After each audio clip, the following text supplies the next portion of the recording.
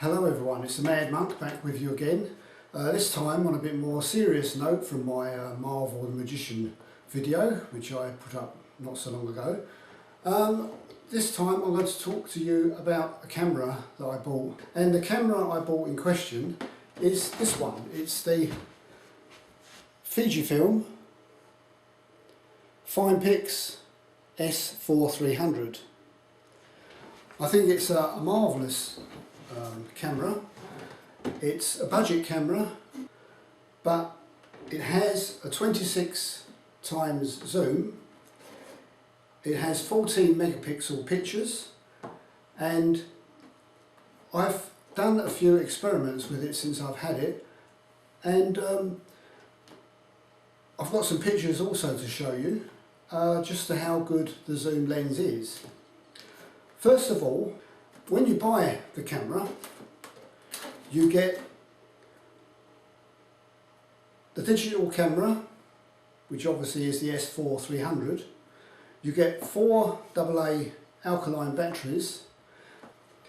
With the camera as well, you get the shoulder strap, and you get an AV cable. This is the AV cable that you can either plug into the camera first of all from there, and then you plug into the laptop or computer to unload your pictures. And it's also dual line, so that you can also plug this end into the camera, and you can plug these into your television to be able to see your pictures on the onto your television as well as your computer or laptop. So that's a good lead to have as well, which comes with it. And you also get a book of instructions. This is the instruction manual, and majority of it is quite easy to understand. You also get a CD with that for your Finepix computer program. Okay, so let's first of all show you I'm going to show you the camera and some of the items that I found how it works. The black camera, but they also make this camera in red and white, and I decided myself. This is the camera, this is the lens cap.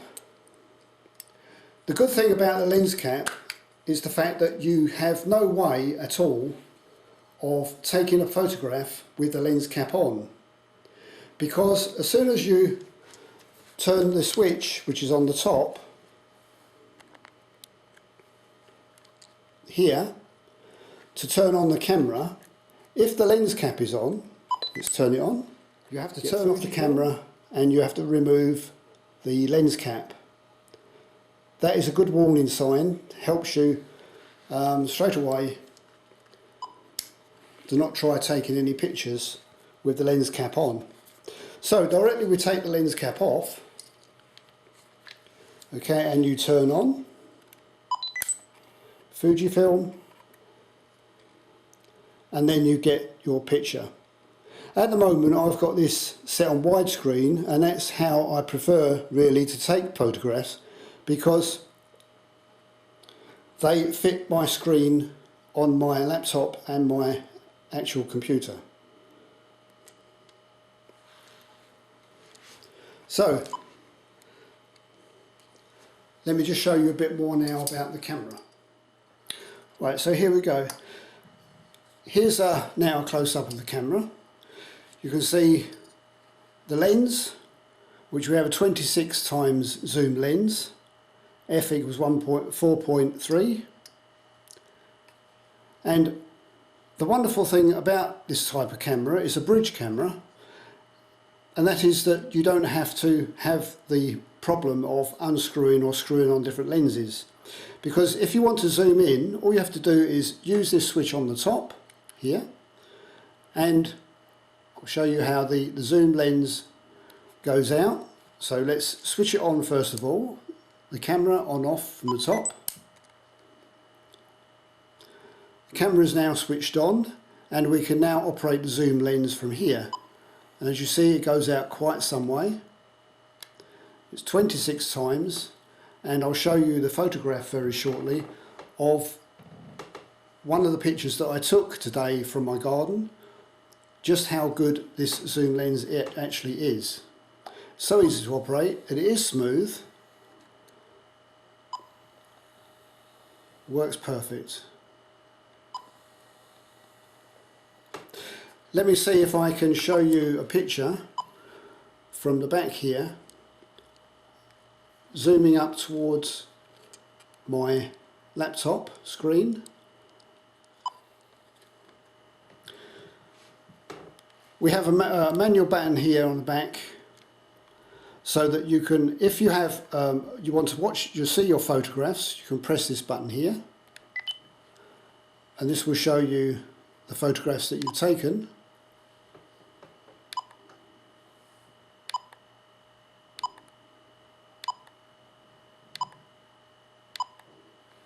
And if you want to delete a photograph, all you have to do is to press the button here on the top,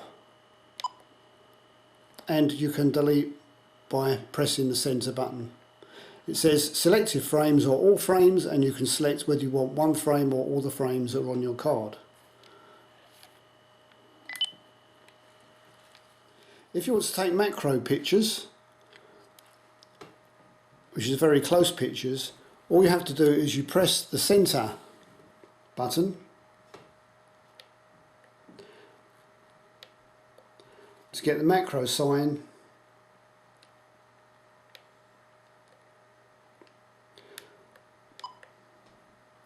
and select which macro you want, very close or a small distance, and this will give you very sharp close-up pictures.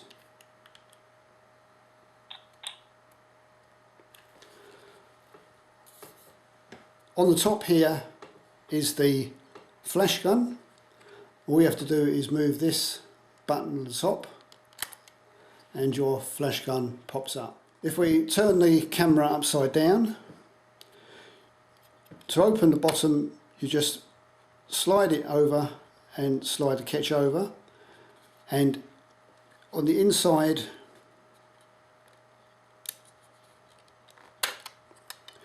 then we see the 4 AA batteries, and your card goes in the front there. The card in this camera, I bought a 16 gig, so that's very good for photos. Besides taking photographs with this camera, it also takes movies, and you can set your movie length on the top with this control. All you need to do is to turn it round to go onto movies, and you get at the back there, turn it around so you can see it again, movie recording with sound.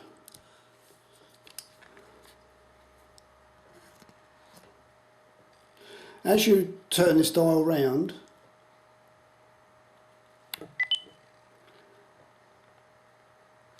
it will tell you your settings and as to what you can do with the settings.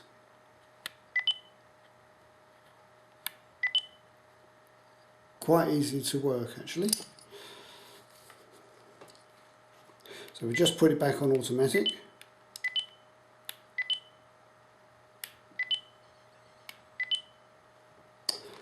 And we just turn the camera off for a moment. Here's a few photographs that I've taken from the garden just to show you how good the zoom lens is. This is a picture from out of our window, and you can see in the distance the church, which is here. Now what I'm focusing on in this film, on this photo, is this church. This is without using the zoom, and you can see the distance away from our house that the church is. Now, although if you wanted a better picture, you could zoom in, move the picture about, to try to get the pixels at a reasonable space out so it gives you a good picture. You can see that you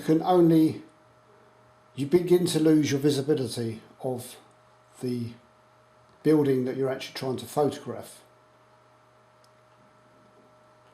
So this is the distance, as I say, that the church is away. Now if we go to the next photograph, I've now taken this picture, which is halfway, so it's about 14 times zoom, and you can see that we're gradually getting closer, and you can gradually make out the building more. Then if we go to the next photograph, which is the full 26 times zoom, here we see now the church completely close up. And on your finished photograph, you could even take a print at an even closer distance and still get a very fine picture. And you can see the clock, you can see the brickwork, you can even see the shape of the towers and the patterns on the top of the tower. And you can then, when you see a photograph like that, hopefully you can appreciate just how good a 26 times zoom is on a budget camera like this. Finepix S4300 gives you a very good picture at 26 times zoom, and I hope you can appreciate just how close you can actually get. So you're going from that, the 26 times, back to about 14 times, and no zoom at all. And there's the church way in the distance. If we go on to one of our next photographs, right, so here's an example of the panorama picture which I took in the garden today. It's from one side to the other side, and I think actually it's quite a perfect stitch together of 3 photographs. So the panorama pictures take very well. We go on to a next photograph, which is a macro picture that I took. It's a spider in the garden, and we can zoom in on the actual photograph itself.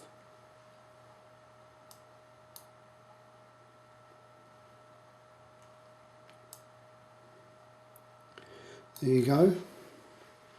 And I think you can actually see how good the lens is for taking macro photography, because you can see all the outlines of the actual web, the patterning on the spider's body, and all the hairs that come off its legs and its body. And that will even give you a good close-up like that. The next one, we've got the other side of the spider. This is the back. The spider was the front underneath view of the spider. And once again you can see just how good the lenses are. Gives you macro pictures because you can see all the markings and all the hairs on the spider itself. I think really a wonderful photograph and a wonderful zoom lens. And one more, I believe, which is the centre of a flower. You can see where all the pollen sacs are around the flower. So there you go. I've not told you about every button and item that is on this camera, but I'm sure that for those of you who are thinking of getting a good budget camera with very good lens, 26 times 14 megapixels, and you can buy it in black, red or the white, and there you go. It's the Fujifilm Finepix S4300, a really good budget camera on the market, which hopefully, and a big 3-inch screen, which I didn't say before. and we'll flip up the flash gun for you so you can just see before I close off the whole camera. I think one of the things that I've left off actually in telling you about this camera is the fact that yes, it does take movies as well as photographs. On the side of the camera here we have the speaker, which gives you the sound from the film that you've taken, and also just under here, if I can zoom in, you can just about see the holes there, that's your microphone that picks up the sound. On the side of the camera here as well, you can just unclip that and you can either put in an HDMI lead to go into your television set so you can view your movies or your photographs with an HDMI, and the smaller one at the bottom is for your lead, which I showed you earlier, which then plugs into the laptop or computer. It just closes down quite easily. The manual that you do actually get with the camera is just a basic manual, gives you an outline of information of just how to get started really, but to know all of the symbols that is on your camera and all the settings, you need to load in the PDF file from your CD onto your computer, and this will give you, as I said, a more in-depth information to all of the settings that you can get. As I said before, if you put in the CD that's given to you with the camera, put the CD into your computer or laptop, and you can go to the PDF file, and this gives you a far more in-depth information on your camera and all that it can do. So on here we've loaded the PDF file and opened it up, and as you can see, you just flick through very quickly. It gives you the whole manual.